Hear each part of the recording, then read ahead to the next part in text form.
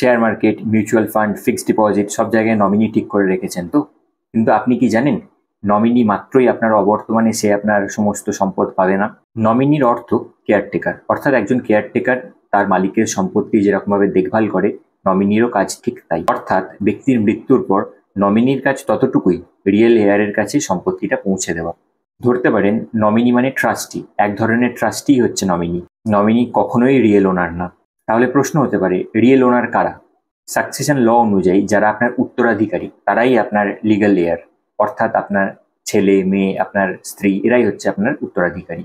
অথবা আপনি যদি আপনার উইলে কাউকে উল্লেখ করে থাকেন, তিনিও আপনার লিগ্যাল হেয়ার বা আইনি উত্তরাধিকারী হচ্ছেন।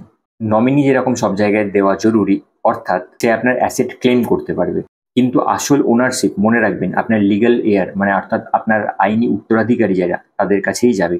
আপনি অ্যাসেট প্ল্যানিং করলে আপনার উইল বানান, লিগ্যাল হেয়ার ঠিক করুন, আর একজনকে নমিনি নিযুক্ত করুন, যার মাধ্যমে আপনার সম্পত্তির হস্তান্তর স্মুথলি হবে। আমাদের মধ্যে খুব সাধারণ ভুল, আমরা মনে করি নমিনি লিগ্যাল ওনার, কিন্তু অ্যাকচুয়ালি তা না।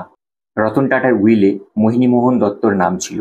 মোহিনী মোহন দত্ত কিন্তু রতন টাটার রক্তের সম্পর্কের কেউ না। মোহিনী মোহন দত্তর নাম রতন টাটার উইলে পাওয়া যায়, সেই মতো মোহিনী মোহন দত্ত রতন টাটার সম্পত্তির একাংশ পেয়েছেন। এই ধরনেরই ইনফরমেটিভ ভিডিও পেতে ফলো করুন জিক ইনভেস্টমেন্ট।